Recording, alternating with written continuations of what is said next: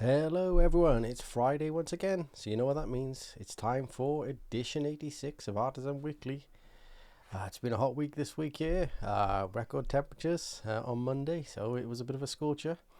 And then alongside that, of course, we had a number of, those CVEs and supply chain attacks that were released in the PHP landscape. We're used to seeing them in the JavaScript world, but to see this many in such a short time frame, it really makes you think about the kind of security of your applications and things like that to make sure you keep it on top. So obviously this week it's going to be pretty much security focused. So let's dig in to this week's top 10. So in first place, we've got this post by Brian over on the Snick blog. So this one talks about the Laravel language packages that were basically hacked. A third party re-released some older tagged versions with some vulnerable code in them. And of course, if you were using one of those versions and you did an update or you did something like that, then you would have pulled in this bad version of the code.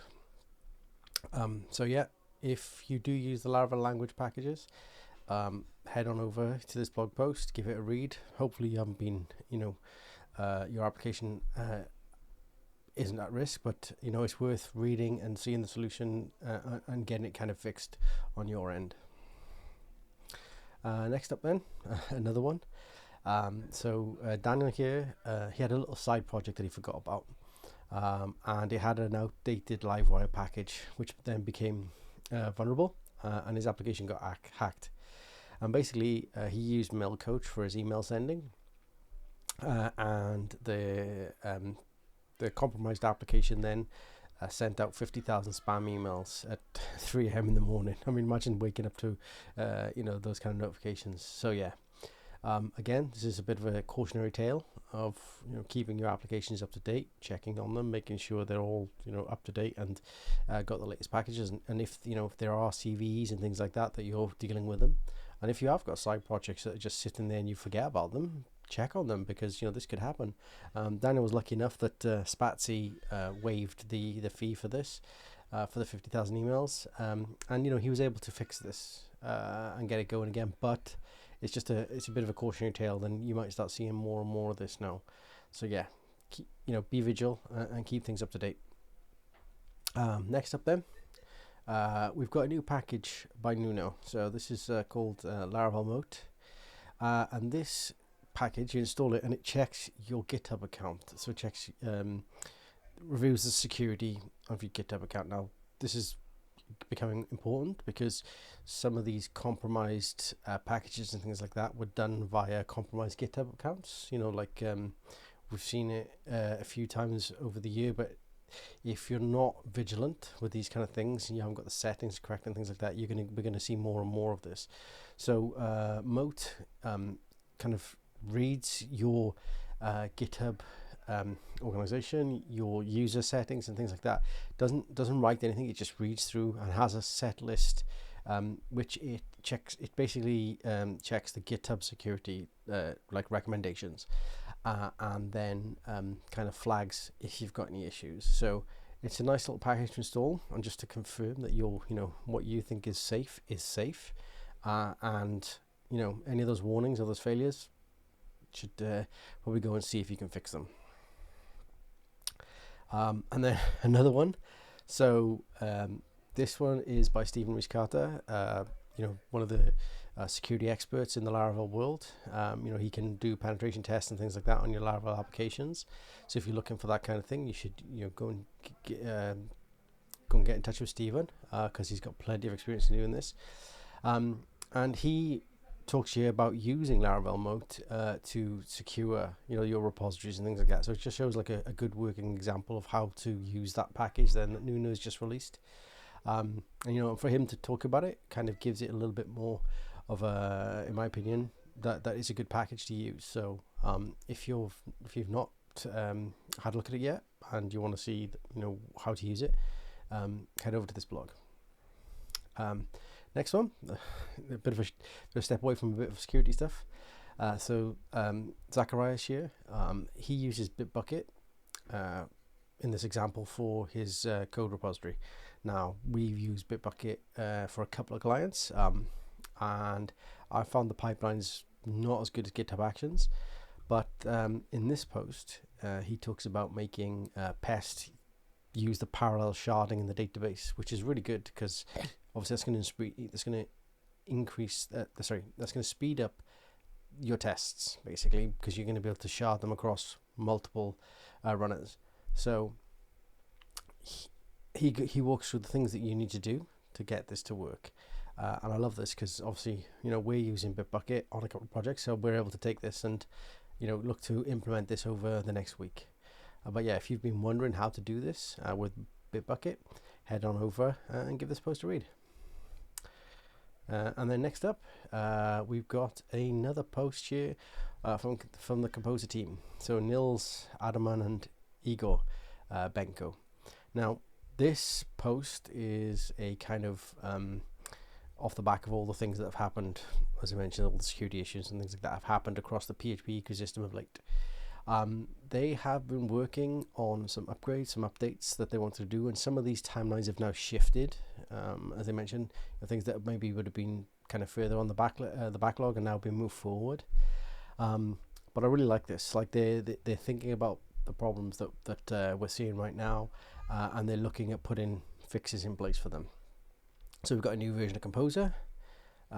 We've got this new the feature where if you've got an older tagged version and someone tries to say your account got compromised and they pushed up a compromised version of that tag, Composer will end up will drop it basically. So once you've used a tag, you shouldn't be reusing it. That's what they're saying here, and that's really cool because we've seen that Laravel language, that was how that attack happened.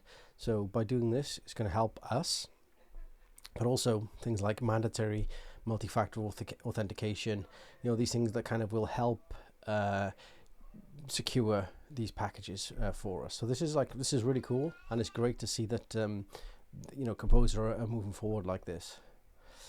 Next up then, we've got this post by Duncan McLean.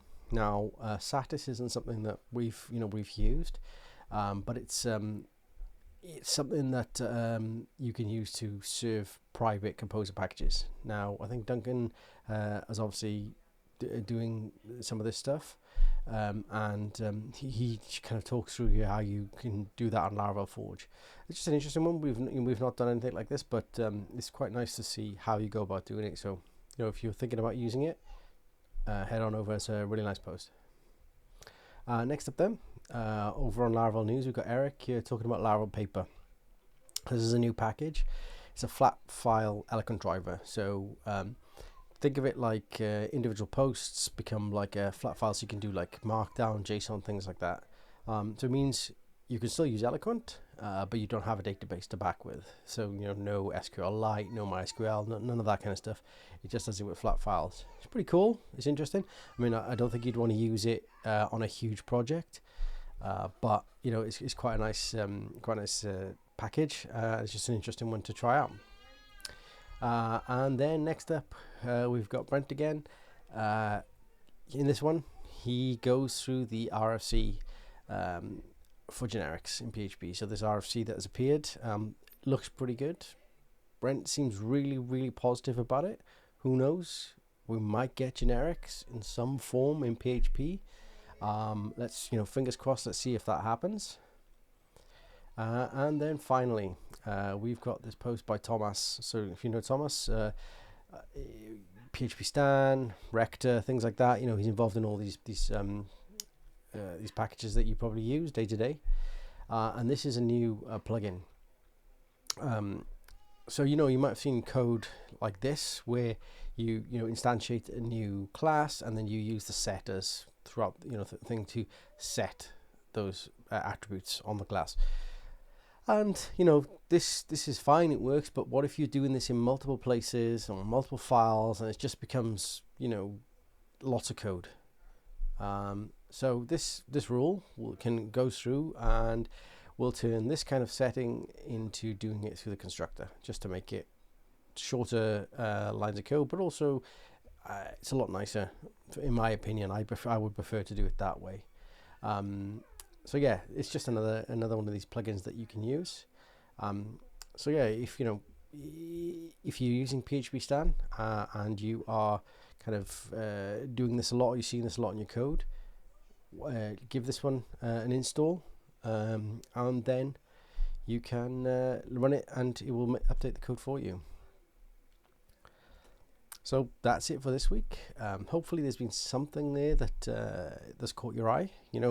Obviously the earlier stuff with the security advisories and things like that is really important, that if you haven't looked into them, that you give them a read, make sure your applications are not vulnerable. But of course, like I said, if there is something that you've enjoyed there, please do reach out to the authors. Make sure you let them know you appreciate what they're doing, because it's really important that these posts and things like that keep going out. Otherwise, how would we know about half this stuff? And yeah, so thanks for watching. Hopefully I'll see you again next week.